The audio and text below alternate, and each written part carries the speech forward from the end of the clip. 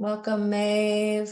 All right, feel free to keep your introductions coming. We're gonna get started here so we make sure we use up all this special time on this beautiful evening to really get into some good discussion tonight. Welcome, Phoebe. Welcome, Walker. Really excited to have you all here. Welcome, Amanda. Nice to see you. I am going to continue with the welcomes. We welcome you tonight as you are. We welcome you with your joy, your work, your exhaustion. Maybe you've been out farming all day on the land. You're tired. Maybe you've been staring at a computer all day and you're tired, or anything else. We welcome you with your love, your excitement, your anger, your heartbreak. Whatever you're feeling this evening, we welcome you here. And my hope is for this to be an uplifting and inspiring conversation. I'm going to invite you all in the chat to share how you're showing up. Share just one word. How are you feeling tonight as you arrive here? This is a chance for us to create a little connection. I know that Zoom and evening webinars can be a challenging time and platform to really create connection and relationships, but we're going to do our best. Sunburned. All right. Those early spring days. We forget. Wear your sunscreen, people. Comfortable, excited, sweaty, layered, joyous, exhausted, excited, summery. Wow, these are so exciting to read. Grateful. Amazing. Keep them coming. I also recognize many of you may have other things going on in the background, children running around or dinner on the stove. So we welcome you to take care of yourselves and your needs as we're here together. When you registered, we shared our community agreements. So I welcome you to read them now as we're coming together. Closed captions are available. I'm going to share a couple Zoom housekeeping notes while we connect on these community agreements, just to make sure we're all coming together on the same page with the same tools. Closed captions are available. So if you use the show captions button at the bottom of your screen, you'll be able to turn those on. You're welcome to have your cameras on or off, whatever makes you comfortable.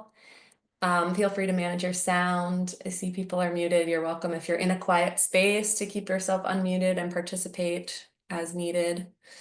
I want to call your attention to the react button at the bottom of the screen. You're welcome to use this if you'd like to participate and flag for me that you want your voice to be heard. You're also welcome to unmute and speak at any time. But that's a good way to get involved if you need a little help. If you can rename yourself to make sure that your name is accurate, that is helpful. Just click on your name in your little Zoom box and rename. And again, you're welcome to be comfortable on this call. This is a time of night when a lot of other things are going on. So please, I encourage you to meet your needs as well as participate in this conversation. We want active participation, which I'm getting already from all of you, which is great. And we also want you to live your lives. So welcome. I am so humbled by what an incredible group of people are here tonight. Just so much brilliance and wisdom. We are a collection of farmers and land stewards, both landholders, land seekers, farm workers, lawyers, educators, students, agricultural service providers, community members, disruptors, creators, visionaries, and more. My name is Megan Browning, and I run the Farmer Services team, or I do not run the Farmer Services team. That would be lovely. I run programming at the Farmer Services team at NOFA, Vermont, which means I get to facilitate incredible groups of farmers and farm workers and land stewards engaging in peer-to-peer learning. And that is what I'm hoping will be the energy of our webinar series tonight and over the coming months. There are over 100 registrants for this series and representing 20 different states and 4 Canadian provinces, which I had to count a couple of times to make sure I was accurate. I was surprised to see such broad representation. Super excited. To us, this response to the series means that there's a lot of interest and a lot of need for these conversations and to connect in community with you all about these topics. So it is truly a privilege to share this space with you all. You all are the teachers here tonight, as well as the participants, and I hope that you'll bring your wisdom and your lived experience to this conversation. There will be opportunities to share in the chat, as we've been doing already, and also toward the end, we'll get into a question and answer session where we really do hope to hear many of your voices. The questions that came through in the registration forms were incredible, really, really deep thinking questions, and we're going to get to as many of them as possible during the course of this series. We've got 6 sessions planned over the coming months. And one of our goals is to provide a space with you all, for you all to share wisdom and resources with each other. So if you are arriving here with a resource that you think is related to this topic and helpful for this group, we encourage you to share that. I'll make a sort of special time at the end so that we can gather those and I'll compile them. But as you're watching and listening, if something is sparked for you and you want to share something, please do that and we will comb through the chat and gather those resources to share. We were in a staff training today about community engagement, and the trainer reminded us that collaboration is a state of mind, that no one knows all the answers, but together we know a lot. And he said, the world is too complex to pretend that any one set of thoughts will solve all problems. So I invite you tonight to bring your lived experience and participate with what you have to share, and also to listen and open to new ideas. I want to call in those who came before us and who paved the way for us to be here right now in this conversation, and for you to be out in the world doing your beautiful work, whatever that may be. There are many incredible ancestors and leaders who we have to thank. So I want to crowdsource a list in the chat. I'd love for you each to share the name of someone who you want to honor for their work in the space of land, food, and community that has paved the way or is paving the way for you. This is a really good time to lift up someone who inspires you in this work. Thank you, Kristen, for starting us off. We've got some beautiful names coming through. And while we collect the chat crowdsource, I want to share a couple thoughts. One is that land is only a commodity because of colonization and the artificial adoption of borders that we're now governed by. And we cannot discuss land without honoring the indigenous people who've been stewarding land since time immemorial and living in harmony and connection with the natural world, and who continue to do so today. We're also going to be talking a lot about cooperatives, and I want to name that cooperative started in the Black community. Fannie Lou Hamer and the Freedom Farm Cooperative was founded in the 1960s out of necessity because the Black community was being denied basic rights such as food and housing. And they built this cooperative to work together to meet their needs. So we draw inspiration from this work and this movement. And thank you all for these incredible names coming through in the chat. Please keep them coming. I'm seeing Jack Laser, Leah Penniman, Russell Libby, Tihana Starling, Don Hughes, Heron Breed, Doug Flack, Enid, Wanacott, Abdullah Nian, Morag Gamble, Emily Cooper, so many amazing people. And if you're seeing names in the chat that you're not familiar with, I encourage you to do your own research about the origins of land in this country and cooperative structures. Thank you all. Keep them coming as they come to you. I'm gonna keep us moving here together.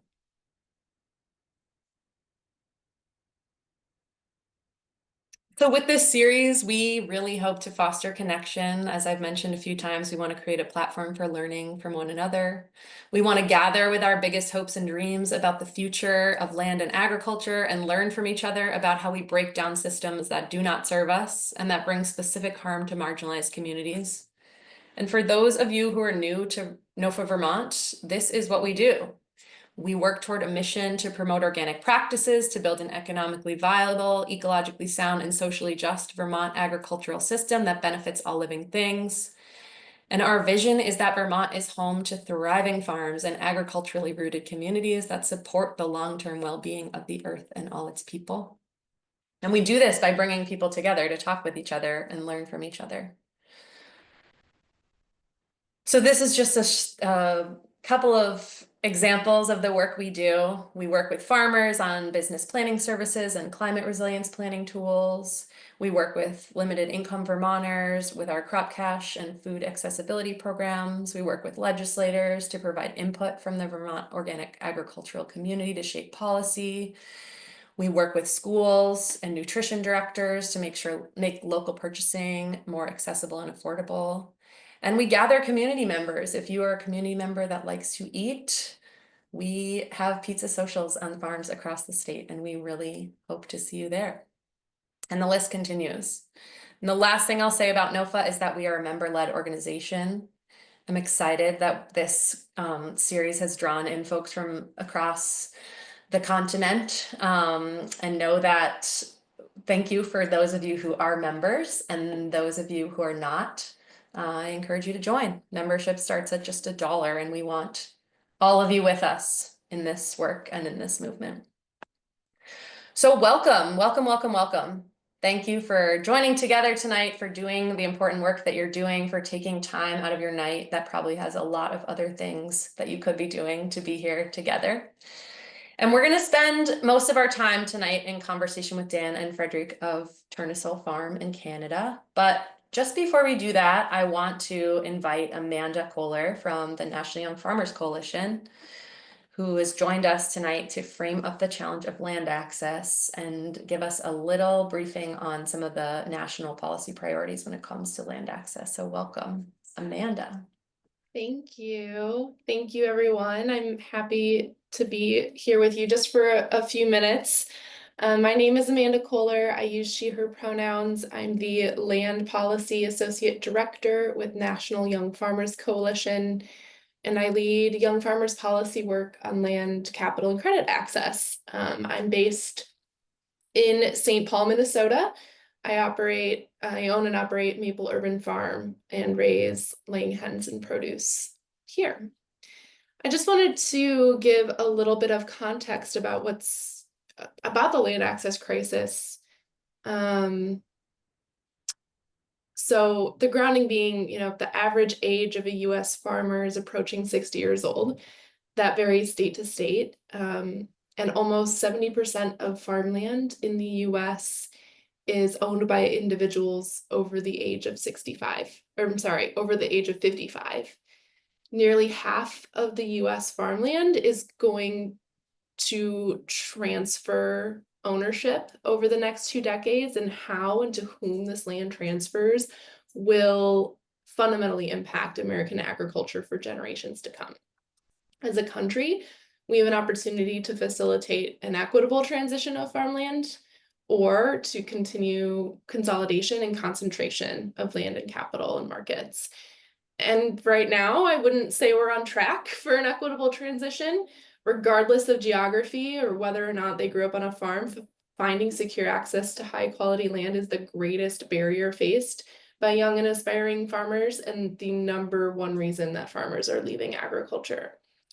A few years ago, National Young Farmers Coalition put out a survey that found 59% of young farmers ranked finding affordable land to buy is very or extremely challenging.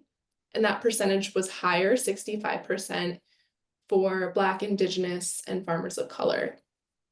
And I think we all know here that land ownership is particularly important because it has a cumulative effect on farm viability. It enables farmers to leverage land for accessing capital and credit to invest in and operate their farms, and provides the security needed to make that long-term investment in soil and infrastructure, irrigation, things like that. There are a lot of factors contributing to the land access crisis.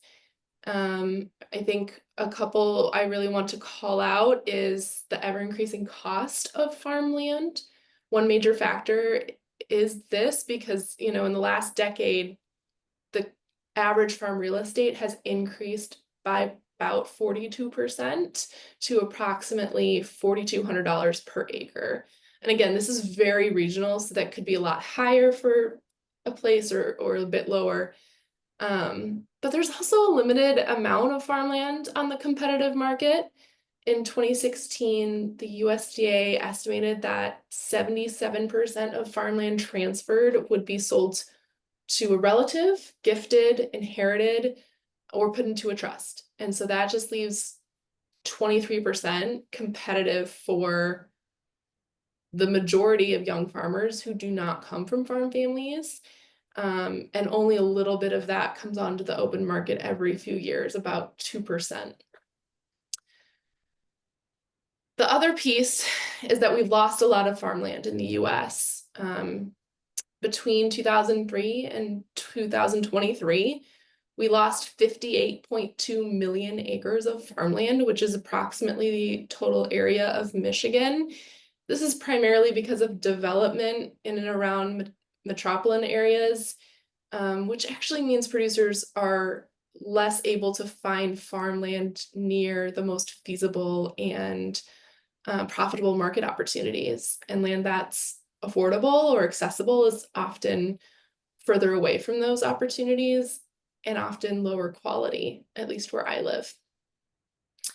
And, I think we all also know here that even if a farmer is able to locate land, they have to have the capital for down payment. They have to have credit to finance the land purchase or the operating expenses. And that's particularly challenging for those who do not come from families with generational or inheritable capital or wealth.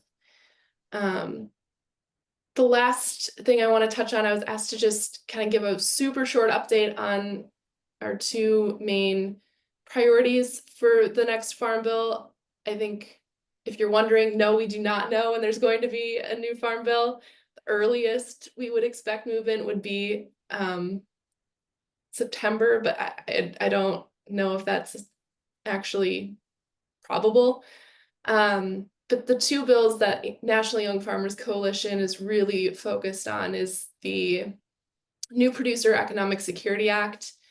It's an innovative, holistic approach to addressing the land access crisis. It establishes a pilot program within the Farm Service Agency to fund land capital and market access projects led by local farmers and community organizations.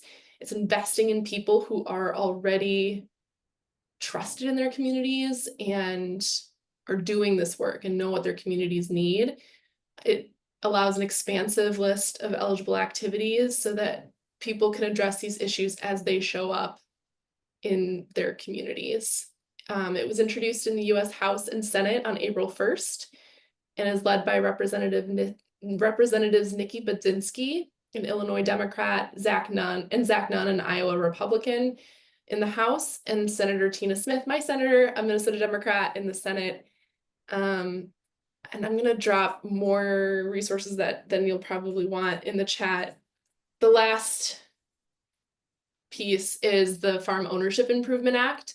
I think a lot of folks in this room already know that FSA has a lot of tools to meet farmers' needs, but they are constrained in providing pre-qualification or pre-approval services for direct farm ownership loans, which put buyers who have to use FSA at a disadvantage.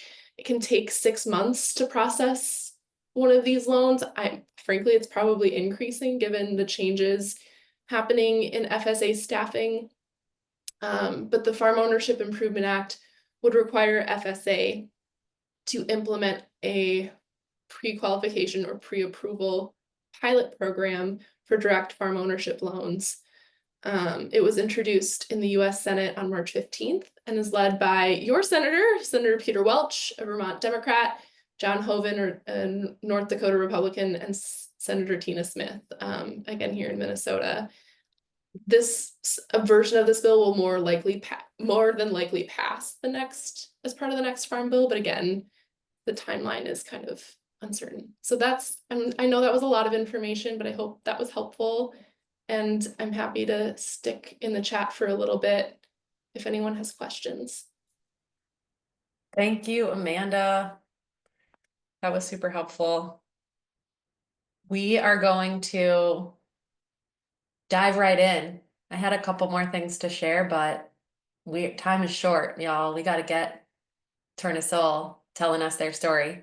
So, Frederick, I invite you to share your screen. And as you're getting that set up, I will just name that NOFA Vermont has historically not been involved in land access work. We are grateful to the many organizations in our state that do work on this every day. And if you are here from one of those organizations, I know many of you are signed up.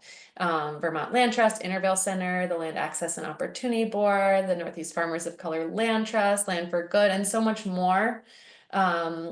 Please introduce yourself in the chat and let us know who you are. We will compile, again, a list of resources. If you're in Vermont and want specific support on land access, there's a lot of resources for you. And I want to just quickly call out the Vermont Land Link tool, which if you're a land holder or a land seeker, I encourage you to check it out, and I will drop a link in the chat to that. So we've got you sharing, Frederick, and welcome to you and Dan, and thank you, our neighbors in the north, for joining us and sharing your story. Thanks, Megan. It's a great opportunity for us to share here. And so we're going to talk a little bit about the history of our co-op, how it started, and sort of the land tenure aspects. I'm going to cover that, and then Dan will cover governance and holacracy in the second part of the presentation. So we are a workers' co-op that was founded in 2005. So we're celebrating our 20th anniversary this year. And we now have 11 members. 5 of us were founding members. Now we have 11 members in the co-op. I myself am Frédéric Thériault, and I've been farming since 2005 with Tourne-Sol, but I was farming as an apprentice and an employee before. And I always thought I'd be teaching, and so now I've found a way to teach in the winter and farm in the summer. And I like to do training about crop planning, about co-ops, that kind of thing. And to take the winter to do that. Writing, research, consulting are all other projects that I try to run together with the farm. And I have a project that I'm going to tell you about at the end for a farm co-op academy, working title, to provide resources for farm co-ops in the fall. I'll pass the word to Dan for the next few slides, and then I'll come back with the story of our co-op. So I'm Dan Brieswa. I'm also a founding member of the co-op, and I run all our seed harvest and involved a lot in the marketing part of that. You want to change slides? Well, Fred and I Fred and I wrote a book in 2010, I believe, on crop planning. So that's another hat that we wear. Change slides, Fred.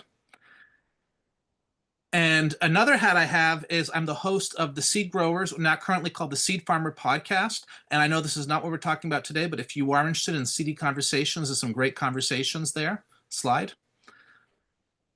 And I have a new book that just came out called The Seed Farmer. So the podcast, I'm more talking about other people's experiences. The Seed Farmer is more my own experience and the experience at our farm. And next slide, Fred. And I also run the Farmer Spreadsheet Academy, where I work with farmers on crop planning and farm management. So back to you, Fred. Thank you. So at Tourne-Sol, I didn't say what I do at Tourne-Sol, but I'm in charge of our basket program, a CSA basket program. And I work a lot on the farm finances and marketing as well. So Tourne-Sol Cooperative Farm, we're a certified organic farm located in the town of Les Cèdres in Quebec, Canada. And we're workers co-op with 5 founding members and a total of 11 members. We just accepted a new member, auxiliary member last week at our board meeting. So it's exciting. There's new people joining the co-op, new blood, and a lot of motivation. And we have a diversified vegetable production for about half of our business, where we feed 700 families or so with our CSA. And we also have seed production. That's an important component of what we do. And we sell our seeds via an online store and wholesale in many different stores. We have racks a rack program in stores all across Quebec, Ontario, and a little bit in the Maritimes as well. We do all this on 17 acres of land that was rented in the beginning. That's a mistake there. It was rented at the beginning, and now we own a chunk of it, and that's what we're going to talk about that in the presentation. And so our production is very diversified. We have over 40 different varieties of crops that we grow fresh, and we distribute it through a CSA where people come and sort of self-serve to all the fresh bounty. CSA runs from the end of May, so it's really coming up soon until the end of October. And that's how it looks like nowadays. Directly from the bin, people really get the fresh stuff. The vegetable quality is really amazing. And we try to provide a lot of content as well to our members to make sure that they can use the products and really benefit from them and come back from year to year. And that's one of the things that I do a lot, is generating that content, video and blog and newsletters and that kind of stuff. From the seeds, we started very small, but we've now really grown to a full-fledged seed operation where we do our own breeding. Those are a couple of the crops that Dan has bred, some really cool radishes, and we have lots of amazing machinery now to do the packing and the triaging and the cleaning of the seeds, and a big team working. A lot of the folks working part-time in our seed operation. This is the racks that we have to sell our seeds. That's when we go to seed events, but we also have racks like that in stores. And our packages were designed by one of our newer co-op members. Did a lot of graphic design, make really beautiful packages and so on. So there's a lot that we have to do. Another aspect of what we do is the flowers. So all of the founding members, we all each had a little pet project. So Dan started with seeds and it grew to become a really big part of our business. Renee was doing flowers. It was important when we were going to market. Now we've found a way to make it as an add-on to our basket program. I started with fruits and now it's converged into, it's transformed. We don't produce the fruits anymore, but I buy fruits from other people and we add that in the basket as an add-on. And so, how it started. So in 2005, 4, we were all friends at university, running different projects. Dan and I were running the student paper, and we had different projects that we ran together in the student society, sharing an apartment with a lot of the folks. And the opportunity to rent the land came up. And we decided to start a project and try it out, thinking that it might last a couple of years. I didn't know if we were going to make any money at it, but finally we were a good bunch with complementary skills, and we managed to make our livelihood out of this. And so we started very, very small and with very hand-drawn kind of things on a very small piece of land. Started with about 2 hectares, so about 4.5 acres that we rented. And then it was a piece of land that had water, that had a barn, a dairy barn that we had to sort of convert and make practical for our vegetable operation. One of the first things we did was to build a cold room in there. We thought it was big, and then within 5 years, it was really too small. And we started with the first tunnel. We were renting or exchanged our labor for greenhouse space at another farm's place, and then we're bringing the crops into our little tunnel. At the end of the year, we had the money to build our own greenhouse, and still really slowly established our business like that. First year we started with grants that helped us to cover our salaries, and then the next year we were able to make a little bit of a wage for all of us. We're working in the winter to complement, and eventually it became our sole or primary source of income. We experimented with animals, tried some broiler chickens, some pigs. Then eventually we all ended up having kids at home, and we really wanted to focus on making the business very efficient, and we focused on what we did best, which was the vegetable production, initially at markets and through CSA, and eventually also the seeds came up as a main component of our business. And we were on 2 hectares of rented land the first year, then we grew to 5 hectares of rented land, and eventually we rented another 2 hectares, so that's 7 hectares, so about 17 acres of land that we were renting.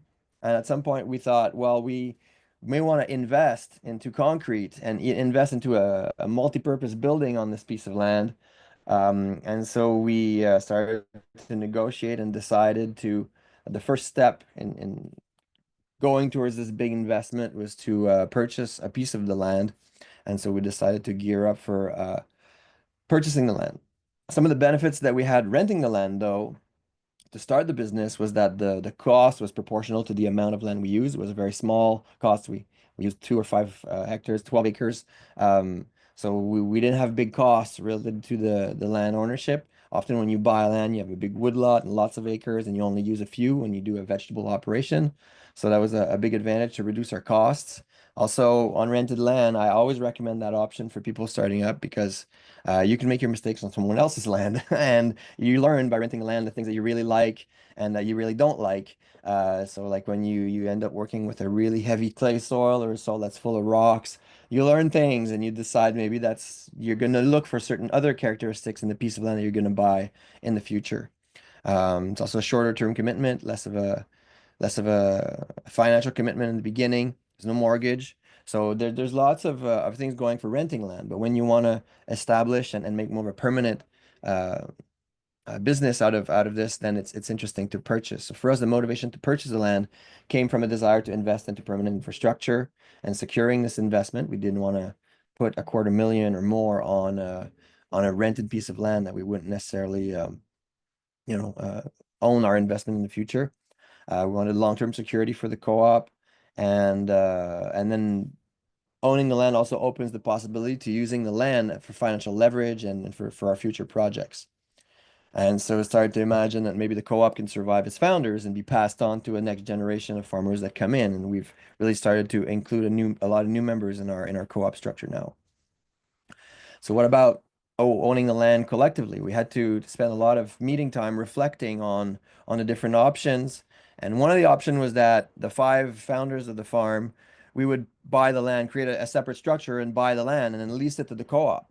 And that would have had some advantages, especially for us, like personally, financially. We would have had more capital gains and financial gains as investor members from buying this piece of land that would have increased in value as an asset for us that we rent to the co-op. But and there could have been a way to imagine a way where we sell it to the next generation of farmers when it's time for us to retire. But we were afraid that it might create some tricky power dynamics in the cooperative with conflict of interest. And when there's a group that are the owners versus the other members in the co-op, the power dynamic would have been a little skewed, and we were afraid that might not be the best kind of scenario for the co-op. So the other option was to buy it as a co-op, and so that the co-op, the separate legal entity that the co-op is, would buy the land. In this case, we had to let go of the possibility of the personal gains from those capital gains on the land asset, but it would really strengthen the co-op, and it would avoid all the conflict of interest issues. And in Quebec, agricultural land is protected, and the initial piece of land that we were renting a chunk of was 25 hectares. So what is it, like 60-acre piece of land, and we only wanted to buy 12. And so in order to subdivide it, quote unquote, we need in Quebec there's legal protections because we don't want people to buy agricultural land and subdivide it to make housing developments. And so you really need to be an agricultural producer to be able to subdivide land. You need to show that it's really important for your business and so on. And so because the agricultural producer was our co-op, not necessarily the individuals, it was easier to get to that subdivision piece in our current local legal framework. So those were the advantages of going as a co-op, and that's what we decided to do. So in 2012 or 13, or maybe I'm forgetting the year now. It was 2015. Anyway, about 8 to 10 years ago, I think it was 2016 that we purchased the land. Okay, well, I'm wrong with my date, sorry. So in 2016, we ended up purchasing the land. We talked about it for a couple of years, and there was a couple of loopholes we had to jump through with the municipality and with the land protection agency. But we managed to do it. We had a good file, and so we became owners of 12 acres of land. We still rent an extra 5 to have more land in production, but at least we are now the owners of the main chunk of land, the basis for the farm. And if we make a big investment, it's going to be owned by the co-op for the future. And so purchasing this land, though, one of the big hesitations we had was that I'm thinking, like, if I'm a worker of the co-op and I work for the co-op to purchase this piece of land, I'm reducing my salary so that the co-op purchases its land, and then at the end, the co-op has the land, and I've only had a reduced salary. So we had to kind of work through that, and we've decided we're not going to reduce our salaries, and we can lend money to the co-op to help the co-op buy the land, and then eventually, when I leave, if the co-op owes me money, then the co-op can use that land asset to leverage some money and reimburse the founding members. So we're really creating a business, and we've been working like that since the beginning, but we're really creating a business where the co-op tries to maximize the amount of salary output that it gives to its farm members and doesn't really focus on building assets inside the co-op. We don't want to have a super wealthy co-op. We want to have individual members that get a living wage out of this farm business situation, and that can make their investments outside of the co-op. So our strategy really is not for long-term financial stability, is not to build the equity inside the co-op or inside the farm. It's really to pay ourselves really good living wages so that we can, on the outside, build our equity, buy our home. I've invested in a multiplex. People will make their own choices about where they invest and what they do with their money for their own future and retirement. And then the land is an asset for the co-op. So that once that the land is partially paid and has increased in value, then the co-op can use it to mortgage this asset as a guarantee to get loans to develop the business, or when it's time to repay the founding members, because when there's profit in the co-op, we like to keep part of it in the co-op, but also share part of it with the members in the form of rebates. And so there's a debt that all the members kind of start slowly accumulate by lending this money to the co-op, and eventually, when we all leave, co-op will need to pay that back, and so that land will be an asset that will allow us or help us to do that. So, what is it to be a member of our co-op? What time is it now? Okay, I'm not doing too bad. So, to become a member of our co-op, the Tourne-Sol Cooperative Farm, people make an initial investment of $6,000, 500 of which is in social shares, the basic ownership share of the co-op, and 5.5 thousand in privileged shares, which are kind of a loan to the co-op and incur a 3% interest. These shares, though, never change in value. It's not like in a private business where you invest in a co-op and then 5 years later, your $20,000 investment is worth $100,000. These shares, the $6,000 at the end, it's still worth $6,000. You've just lent it to co-op, you got a bit of interest out of it, and you've helped to sustain that business that gave you a living wage. So that's kind of the principle here. And the co-op assets are the co-op's assets. They're not my assets. I don't own a share of this, and it's not a piece of pie that's going to grow with time. And when I leave, I'm not going to get a chunk of the tractor that the co-op has bought. It's separate, and really the goal is to generate salary and revenue for the members, and we can use these assets through our work to generate that revenue for everybody, but they're not ours individually. In the co-op, we're also, as benefits to our members, providing collective health and dental insurance, and we have a salary scale. So the more seniority people have, the higher they are in the salary scale, and you're paid for the work you do. And so if somebody takes a partial time commitment somewhere else and works part-time for the farm, they'll have pay that goes with the part-time component of what they do. We're really paid as a function of the hours that we put into the co-op based on our salary scale. It's not like owning a business and you make other people work and then you benefit from the profits at the end. So if the co-op makes a lot of profit, then we discuss how to distribute it, but people get their share to the profit as a proportion of their work.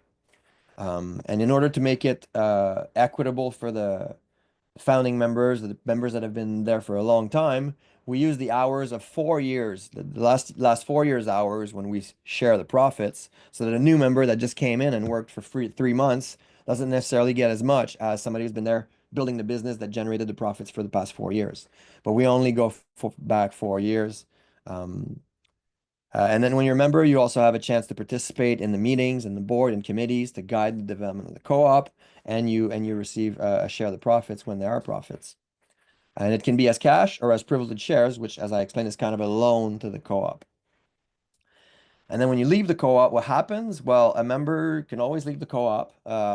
and it's ideal if it's planned in advance for a smooth transition. So we had somebody, it was the first time that it happened to us, but somebody left this year. He's been with us for about 10 years, and now he's moving on, wanting to study something new, become an electrician. And so we transitioned and transferred his responsibilities. And he stayed on for a little while to help. You know, he's still committed to the business, but now he's moved on. He's going to start his studies, and we've reimbursed him all his shares. But that's it. It does it.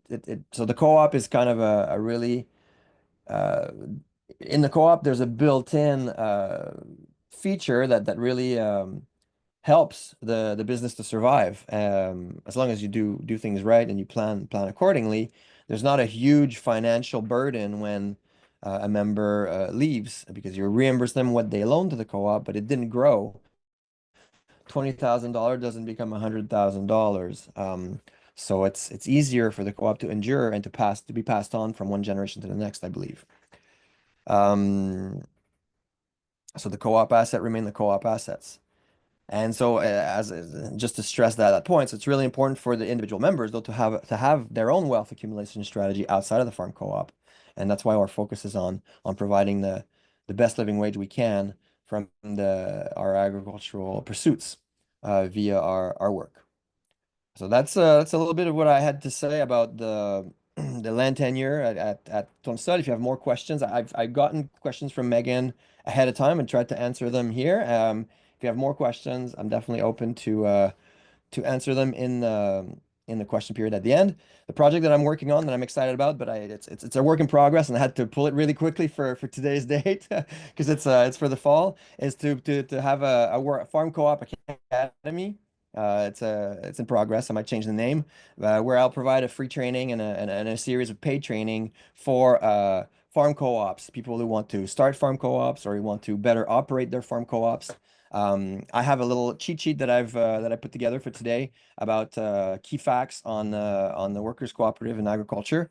If you're interested in that cheat sheet, you can go to the link here, which I can put in the chat a bit later. Sign up for my newsletter there, and in a couple days I'll send you the cheat sheet with a welcome email. I won't produce anything this summer, but in the fall you'll start hearing from me about co-op issues, and I want to publish blog articles and that kind of stuff on co-ops in farms. Really interested in to develop and teach in that regard for the years to come. But it's kind of in development. That's why I wanted with Megan to present this fall rather than the spring. I pulled it together. We'll can bring you contact me, back. We'll bring you with your back in the questions, fall the to email. share the updated details, Fred. Sorry, I missed that. I was just saying we can bring you back once it's more developed to give Awesome. everyone an I'd love to update. come back. So that's it. So that's what I had prepared. I'm going to pass on the mic to Dan. All right, thanks, Fred. So I am going to share a little bit about our governance part of the farm. And we use a governance model called holacracy. So I'm looking to show you a little bit what holacracy looks like in action at Tourne-Sol Cooperative Farm. And I'm going to start a bit about how we came to holacracy, because we've only been using the system for about 3 or 4 years, maybe 2 or 3 years. I'll talk about a few principles that are important for holacracy, and then there's a couple types of meetings in it. So I'm talking a bit about tactical meetings, which are a key part of it. I'll also skim really quickly over governance meetings, but not spend a lot of time on them. And then I'll talk about why I like that we've adopted holacracy and what I think it's good for. And this is at the end, I'll also share some resources if you want to go a little bit deeper into holacracy. So our road to holacracy. So we are, as you've heard from Fred, we started off as 5 people. We've grown to 11 members, and we have about 9 or 10 non-members. So it's about 20 people on the farm. That's a lot of voices around a table, a lot of people trying to be heard. And over the years, we've tried different ways to work through conflicts, communicate with each other.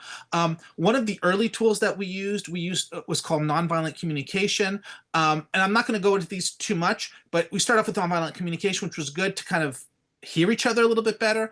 We've also done some work with holistic management, which is really good to kind of highlight the kind of quality of life we're looking for, the goals we're looking for. But even with that, there were still some challenges that kept coming up a lot, and they kind of came to a head about maybe about 4 years ago, and we realized that had a lot to do with about being clear how decisions were made on the farm. And that's why we moved towards holacracy. So I'll just go through a bit about what a holacracy is. So it's so looking at the great resource Wikipedia, holacracy is a method of decentralized management and organizational governance which claims to distribute authority and decision making through a hierarchy of self-organizing teams rather than being invested in a management hierarchy. So that's kind of an official decision. So holacracy is a governance system. So it's how you run your business, how you make decisions. And in some ways, you have to have some kind of system, whether you can name it or not. You're making decisions somehow. And the way that holacracy is working is trying to give power to the individual people who are part of that group. And so one of the key parts with holacracy is, rather than thinking about individuals and what they do, kind of defining the different roles that there are in the business, and defining what the responsibilities are of those roles. And then those roles are distributed amongst different people. And so when we're in a meeting or discussing with each other, we're trying to think about the hats that we wear, the different roles that we wear, and speaking from that position. And when we're speaking to somebody else, we're kind of thinking about the roles that they play also. Now, these roles exist in a series of circles. So as opposed to talking about departments or committees, holacracy uses a term of circles, and there's like a big circle, that's the whole business. And then there's smaller circles within that. So at the highest level, we have a operations circle. Actually, I would say at the highest level, we have the members of the co-op, and the members of the co-op elect a board of directors. And we have 7 directors on that board of directors. And that board of directors has nominated one person to be the lead of the operations circle, which is actually Fred, who's on this call. And so the operations circle is where the bigger picture stuff is, well, I guess the board of directors is the really big picture stuff, but on an annual basis, the operations, the circle is where decisions are being made. And the operations circle has a number of smaller circles. We have a finance circle, we have a vegetable production circle, we have a seed production circle, we have a CSA, like a vegetable or a sales and marketing circle, which actually includes both the seeds and vegetable sales. We have a facility circle. There's an HR circle. So these are different groups of people who meet, and then each of those circles, some of them, like in our sales and marketing circle, we have a smaller circle we talk about, a subcircle we talk about the website, a subcircle we talk about product development. Not all circles have these smaller circles in them, but that's where the people who are doing the work, the roles, meet together to talk about things. Now, one of the goals with holacracy is, so the board of directors has elected Fred to be the big circle lead, but then Fred has nominated different roles and circle leads within that circle. And then in a smaller circle, like the sales circle, I lead that, and I've kind of handed off other roles to other people. And the idea is that the roles have the power to make decisions, and they don't have to ask permission for everything that they're doing. Not everything has to be a vote. They're the ones who have, like, based on the responsibilities, they're able to make decisions. Now, somebody doesn't get a big role right off the bat when they join the farm. There's people who've been with us for a while have more responsibilities than folks who've just been working there for 2 or 3 months. But we are striving really for individuals to have authority. Now, there are times where we do have to have larger group decisions.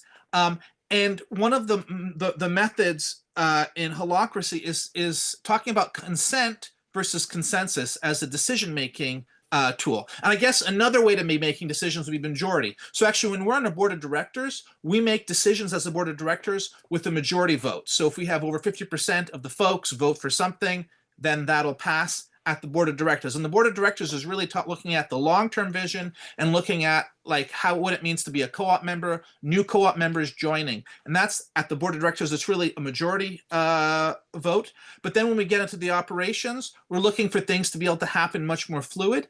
And so consent and consensus sound very similar, but decision by consensus is a process where you want everyone to support your decision. And so you're trying to convince everybody to go along with what you've proposed. And that can be, the onus is on you to prove that you have the right approach. Whereas decision by consent is if somebody disagrees with a proposal, they have to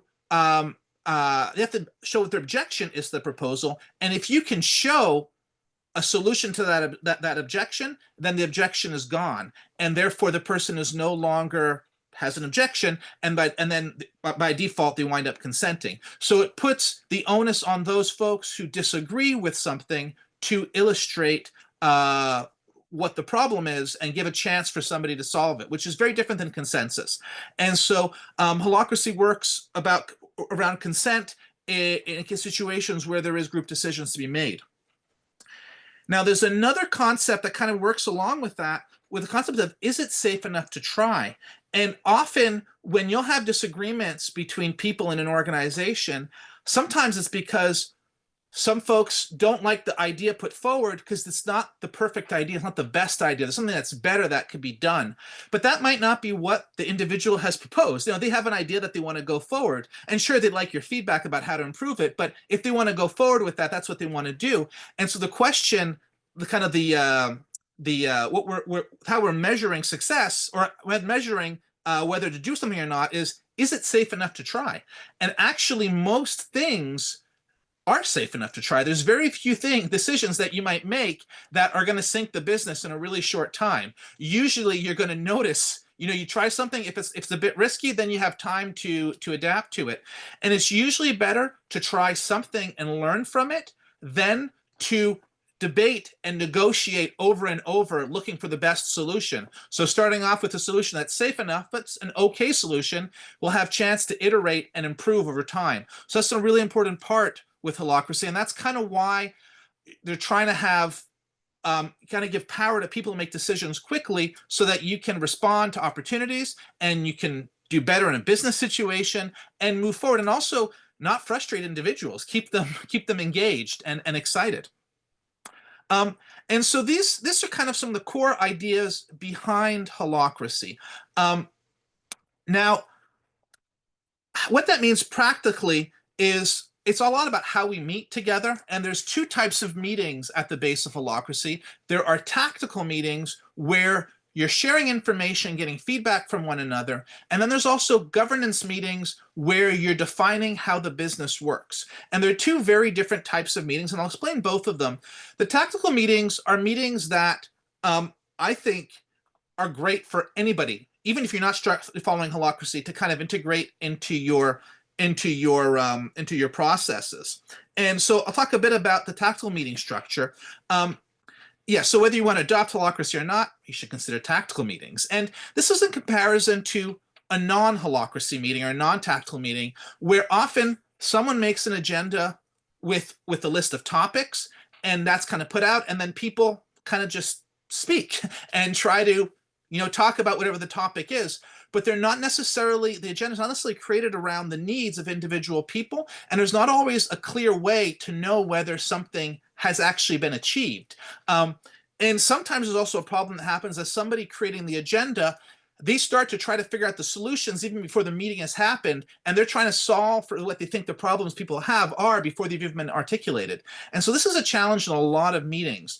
And so the holacracy tactical meeting is sort of the opposite of this. And so here's a structure, and I'll walk you through it. So at the beginning, kind of start off by just confirming who's facilitating the meeting. So just making sure the right people are speaking or when it's their turn and so forth, and who's a secretary to keep notes from the meeting. The next step would be to do a brief check-in just to see how everybody's doing, and especially to figure out if people have certain reasons that they're feeling distracted or might need to leave early. But so just a moment to touch base with everybody. And then the first part of the meeting is we're focusing on surface data. And this is a part to just bring people up to date. And it's a series of steps. So the first one is we'll have a checklist, and there'll be a series of items that are read out, and the people responsible will say either check or no check, whether it's done or not. And there'll be no discussion at this point. So an example might be, did Annie fuel the tractor up last week? We don't use a lot of fuel on the farm. We don't, but it's really unfortunate when the diesel runs dry in the tractor. So we just want to make sure somebody's filled it up. So the question is, did Annie in the checklist, did Annie fuel the tractor up last week? And Annie can say check or no check. And it's a little bit of a reminder for them to know that maybe they should do it. Another one might be, did Jen take out the garbage? So these are like just simple, mundane things. There's a yes or no, a check or no check, and we're not discussing. If you have an opinion on something that's come out of here, you note it down. We're not talking about it right here. So if you're really upset that Jen has to take out the garbage in 6 weeks, you make a note and we'll talk about it in the next phase of the meeting. But this is just to keep, so everybody knows kind of what's going on. Then there'll be a similar section of metrics. And so we'll present a few key metrics, and depending what circle it is, there'll be different metrics. Again, there's no discussion. So it could be in our sales meeting, we might say, you know, we sold $2,457 of seeds last week. Our goal was 3,000. And so there's no discussion on this, even though we didn't hit the goal, but this is just kind of stated as what happened. Or we currently have 370 CSA members registered, whereas we had 358 the last year, last year at the same time. So this is more information piece, so people know where everything is at. If you want to discuss something, again, you note it down. And then the last part of the surface is we'll have a series of projects that are ongoing. So it might be like reskinning the greenhouse. It might be rebuilding some piece of equipment, or maybe it's a marketing campaign that's underway. So we'll have a list of projects, and the facilitator will name each project, and the person who's responsible for that project will give a 1 or 2 line update.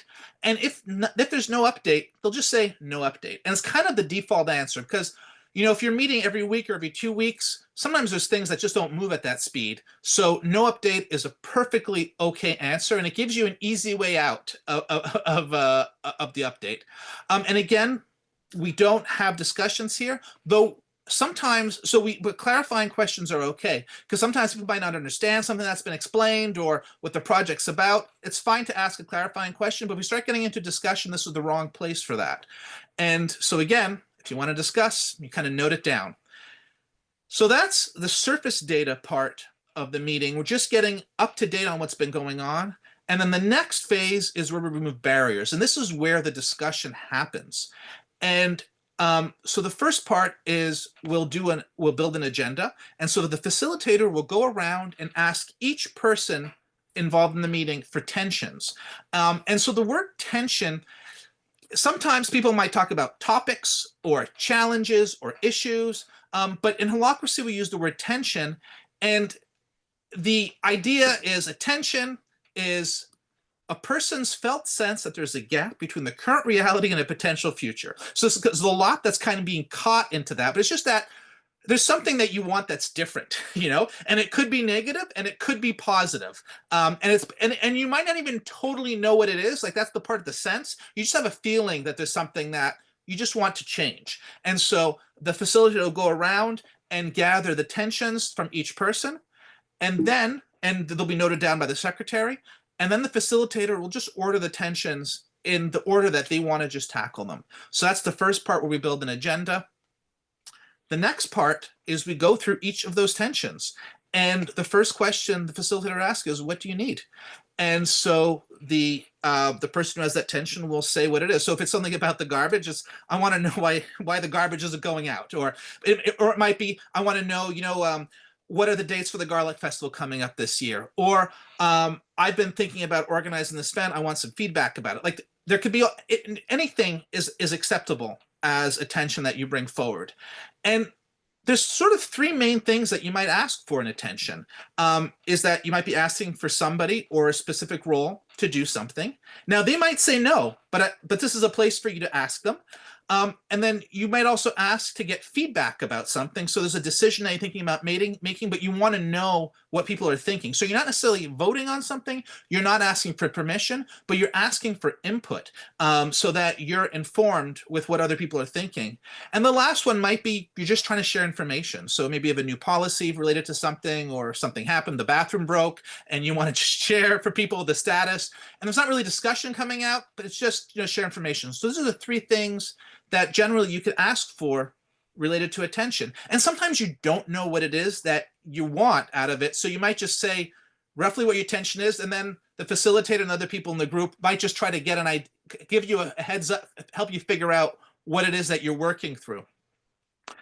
And then we'll process the tension. So that's, kind of discussion, you get feedback, people have a chance to respond, but we have to be careful that this doesn't turn into a snowballing discussion where you talk about all kinds of things, because ultimately we're trying to solve for the person's tension who brought it forward. If something emerges, if we're talking about, I don't know, the garlic festival dates, and I realize that we never figured out if we're going to bring flowers and seeds to that event, then we could add another tension to the list. It's not a place for me to try to solve this. So we process the tension, and the final question that the facilitator asks is, do you have what you need?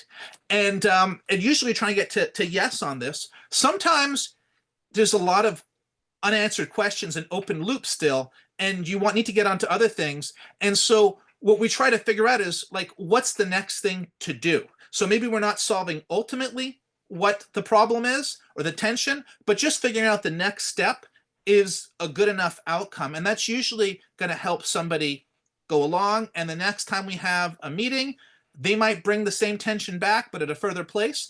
But more often than not, they figured it out and moved on to something else.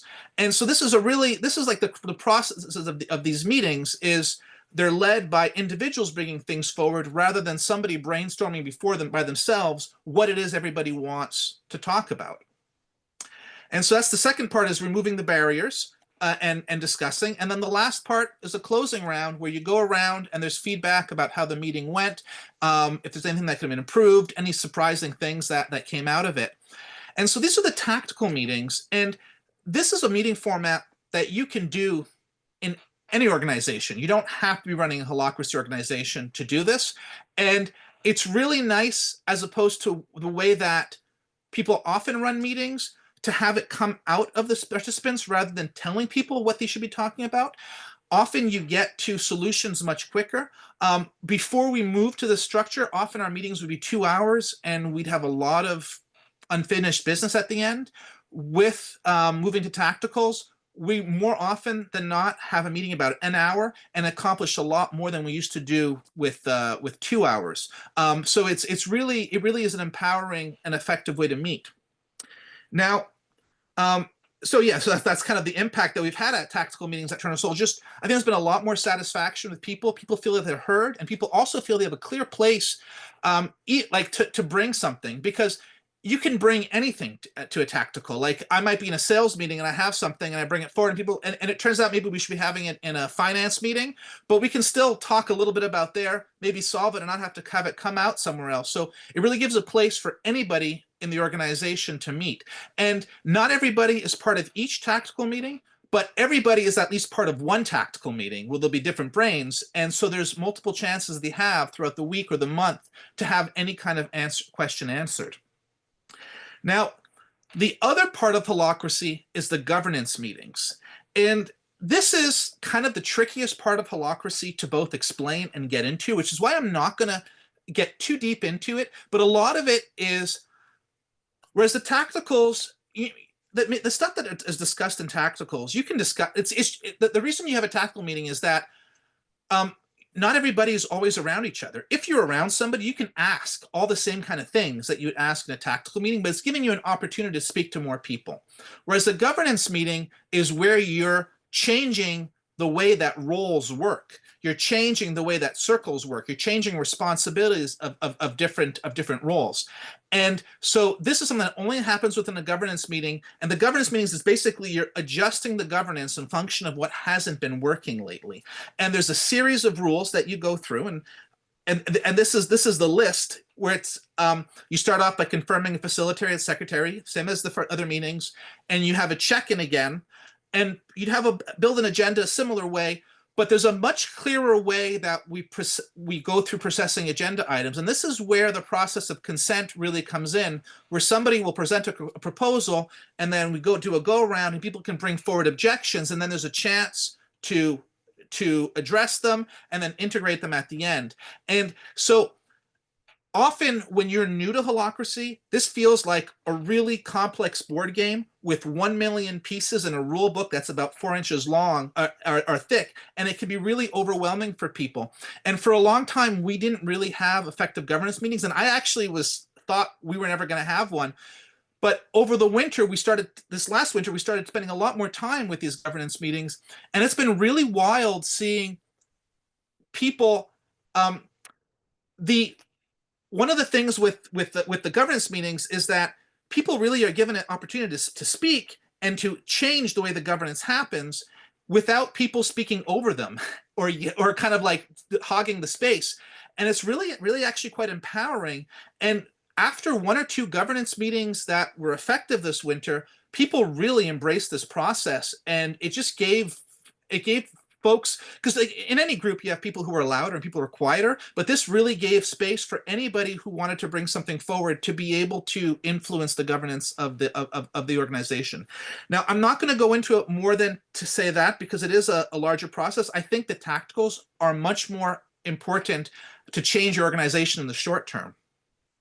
But I want to end kind of with a few things that I like about holacracy. So it's really nice to have a clear way to make decisions. If you're just a couple running a business, you'll work something out, though it's often nice to have a clear way. But when you become a larger group, it can be much harder if you don't know how decisions are resolved. And you could use Robert's Rule of Order. You could use other systems, but it's good to have a system that you can point to and that you can explain why a decision is being made a certain way and who gets that power to make that decision. And the concept of safe enough to try was really revolutionary in our farm. We didn't realize it, but we were getting stuck on looking for the perfect solution to things. But safe enough to try just changed everything. And now we can often stop a conversation by just, is it safe enough to try? And almost always yes. And so it's been a really great concept. This also takes a lot of personal conflict out of conversations, having a structured way to talk about things, having a place where everybody can speak, having a facilitator run through the process. And so that's been really nice to make things a little bit more impersonal in terms of conflict and rubbing against each other, but making sure everybody is heard. And it's also been really great to have places where people can just get information that they need rather than information that you think they need. And I would say, sometimes, I don't know what your perception is after hearing me, it can be difficult at first glance, but once you get started, it is surprisingly intuitive to use holacracy. Now, I have a few resources to point towards. There are 2 books. One is the Holacracy book by Brian J. Robertson, which explains the main process.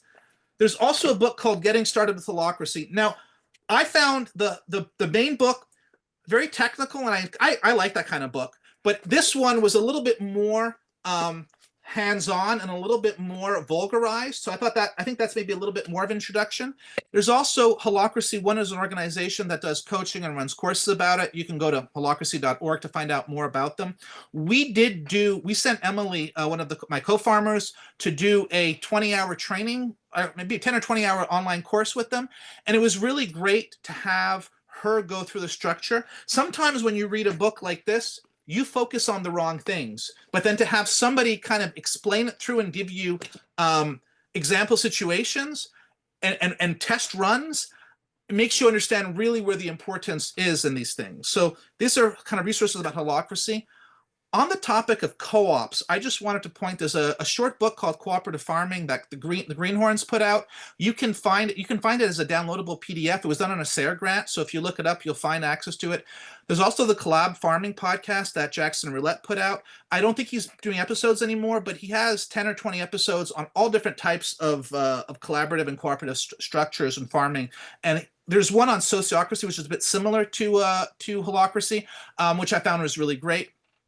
And then if you want to find out more about our farm, we're at ferme-tourne-sol.qc.ca. We do have a French and English website. We're on Instagram as Ferme-Tourne-Sol. And then if you want to stay in touch with Fred and I blog at danbrisebois.com. I blog about crop planning, spreadsheets, seeds. I'm on Instagram as danbreezeboy.farm, and as I said, I host the Seed Farmer podcast. Fred, you can email him here, and he also had that link earlier if you want to get onto his email list to find out about the Farm Co-op Academy. So thank you. Thank you, Dan, and thank you, Fred. I'm already seeing some questions come through in the chat, and it looks like the first few questions are going to take us back to some details about the land purchase.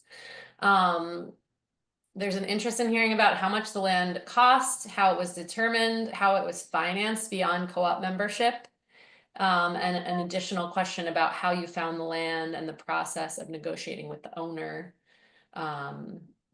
And is what you all did to buy the land as a co-op a common thing in your region, or is it unusual? I'm Are you there, Fred? I can't see yeah, you. I'm here. Yeah, I just don't have my video, but I'm here. Perfect. Do you want to answer that, or do you want me to? I'm happy to answer some of them. There were lots of questions, so it's hard to keep to keep track. I can go through them one at a time, Fred, if that's helpful. Okay, you go one at a time. How much did it cost, and how was that decided? And we'll start with that. Yeah. So the price of the land is, for our area, it was expensive. We're in a prime agricultural area in Quebec. The land's very high quality, very fertile, and it's very desirable for corn production and cereal production. So it was about 50,000 an hectare, if I recall correctly. So that'd be about 25,000 an acre. Well, my conversion's a little sloppy, but something like that. And it was affordable for us because we only bought 5 hectares, because we bought a small piece. We were able to buy it for 250,000 about. And we financed that, with our business, and put a little bit of a down payment from economies that we had. It wasn't difficult to finance. We have a strong business to back it up. And how we came to that was just a negotiation with the landowners based on the market price. I mean, they know what their land is worth. They know what the other transactions of other farmers in the area are, and we got a bit of a reduction in price, and we promised them vegetables for the next 20 years or something like that for their 3 families. Or actually, that was an agreement because they transferred a bunch of machinery as well and a tractor to us. So that transfer was for vegetables, kind of an off the chart agreement on that. But that's what we paid for the land. It wasn't, like, $250,000 wasn't that expensive, and it wasn't that huge a spending for our farm. So it was a very reasonable thing to do. And really what we're trying to do was to create a strong basis to have a base, but we didn't necessarily want to have all the land we're ever going to need, because we have this agreement to rent extra land when needed. And we figured we need our basis of operation and some sort of security of basic production, but we can always find other land somewhere else if need be. Anything to add, Dan, on that? I think that you got the main points. Yeah, the piece of land that we had is where we're building the greenhouses and doing capital investments, and we can rent land that we'll be improving with compost, but not necessarily, maybe tile drains, but not with buildings. And it was a really nice gesture for the landlords to sell the land to us. They were not going to sell the land in general, because this is something that they could pass on to their kids who are also farming, but they wanted to support us. And so it was really a nice gesture for them to do. And that's one of the reasons that they kept it very close to market price, because they know this was something that they would have, it's assets that would have gone to their children otherwise. And I think it's when we decided to buy the land from them, we had a really good relationship with our landlords, and we could have kept that relationship, but since then they've transferred the business to their children, and I'm not sure the children would have been in the same position, because they're younger and a different point of their operation, may not have been as interested to sell the land to us. So it was really good to do it when things were great, as opposed to wait. Not that things are bad; things are still great with our families in relationship. Mm-hmm. But doing it when there's an opportunity rather than waiting until you need it. That's great. That's super Can't great. hear There, you. the one, oh, I'm hearing Okay. someone can't hear me. I'll keep trying. If you still can't hear, let me know. Um, another piece of that question group was just about sort of back in the first place, how you found the land. You have to pick her up now because it's almost 7. Karen Nordstorm, you should mute. Oh, I'm so sorry.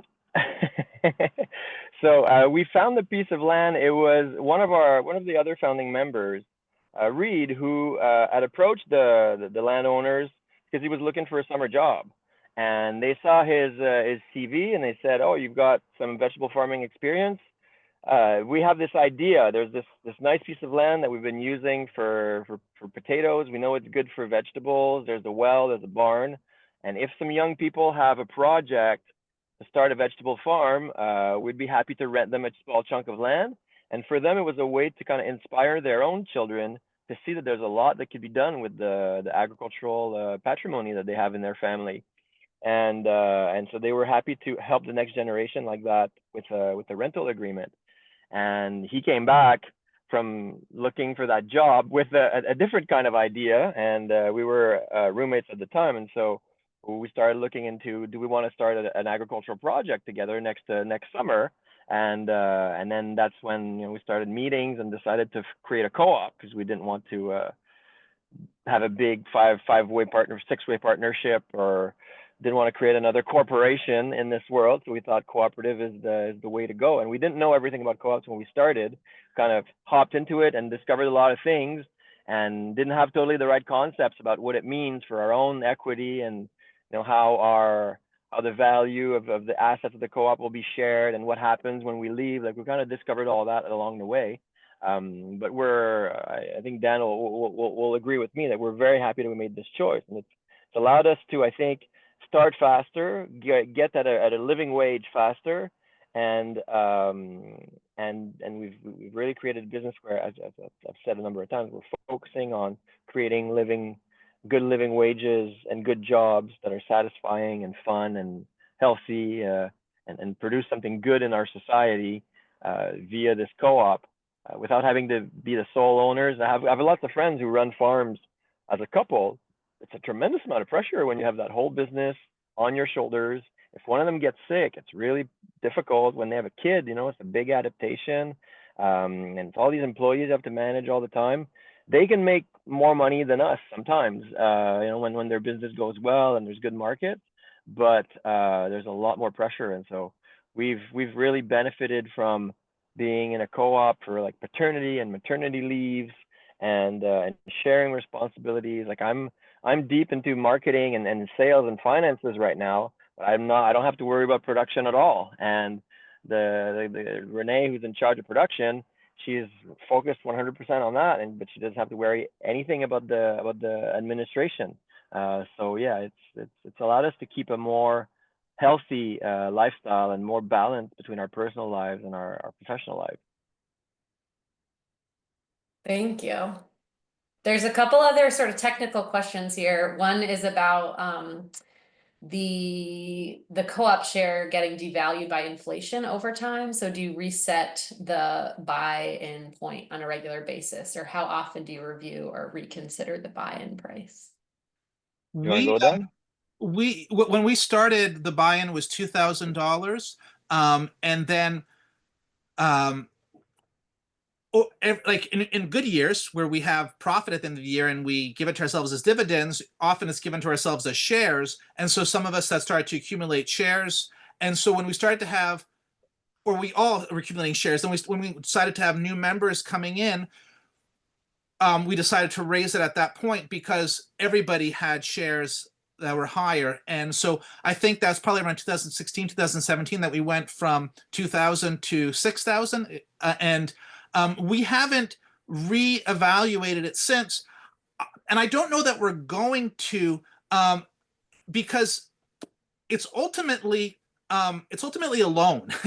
We have it for a while, but we're giving it back. So it's not necessarily like free money. And it can be a lot of money for somebody to invest in the business. during that time. Now we let people take it off their paycheck, I think at a rate of 5 or 7% per pay period. But I don't think that we're aiming to raise it in the short term.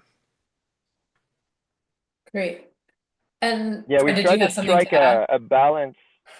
Sorry, we've tried to strike a balance where it is a significant investment enough that somebody will think about it and be like, yeah, I want to because it's a good job that they get in agriculture. It's a good way to make a living in agriculture to join our co-op. And so we want it to be representative and be a chunk of money that's significant, but we don't want it to be a barrier to people coming in with $25,000 you have to invest in the business. And that the 2,000, it's not like it grew to 6,000. It's we loaned 2,000 in the beginning, and then we loaned 4,000 more, and then eventually we said, yeah, let's make it at 6 for the new ones, because we were thinking about bringing more people in, and we thought it's the business is going well, and it's a good job they're going to get if they get in, so they should pay 6,000. And I think we've hit a good spot, because all the new members that we've accepted in the last few years have been willing to just pay it off right off the bat, and they don't take the advantage of the slow deduction in their paycheck. They just pay it off, so it's not too high that people are scared by it, but still, when there's 10 members, it's still $60,000 that we have to invest in things and develop the co-op. Great. There's another question about your lease on the remaining land, and how long it is, and does it transfer with the sale or the inheritance of the land? And I think that gets into also thinking about like what happens at the end, or how does this, what's like the long-term future as you all as members say age out or move on, or what happens with the land? Yeah, so the lease land, it's a 6-year lease that we sign regularly with the landowners. The holding of the land is kept by the parents, and they've created a separate entity for the land, and the kids who have taken over the farm bought the farm enterprise, but not the land, because it's too expensive. They just wouldn't be able to buy all the land. And so we're still negotiating with the folks that Dan was saying we have a very good relationship with, and they're leasing us the land at a similar rate as what they do for their own children who are operating the rest of their farm properties.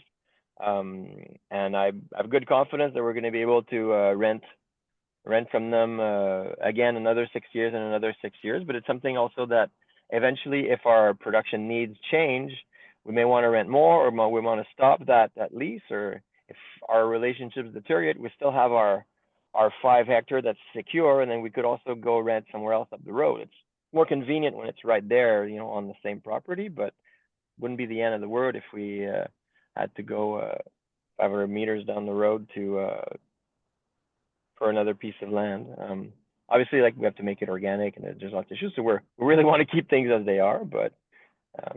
And yeah, for the transition, then the new people who would take over the co-op would have to decide if they want to keep that lease agreement or make proposals if they want to increase it. Actually, increasing it is becoming more difficult than it was in the past, because our strip, we have it, but then it's the new generation that's renting the rest of it, and so it's already kind of in a rental agreement with the other business, and so it's more tricky to rent another 7 acres at this point, so we kind of have to do with what we have, or go see a neighbor. Well, would you look at that? It's almost 7, 6:59, an hour and a half just flies by. I wish we could keep this Q&A going, but I do want to respect everyone's time. Before we wrap up, I'm going to just quickly share a request to, as we close, to share something that you're taking away tonight. Share in the chat what's something that you're taking away from this experience. Another call as well to put any resources that you want to share with the group. And I will absolutely I'll comb the chat and the recording to compile all the resources that were shared. But I'd love to hear from folks what's something that's sticking with you that you're going to keep thinking about. But you have maybe something you have more questions about. Drop that in the chat before we wrap up Tactical meetings. Okay, lots of love for the holacracy structure. Keep them coming. Practical success with the co-op, the holacracy method, and making the model equitable. The tactical meeting structure. Great to know about holacracy. What else? What else?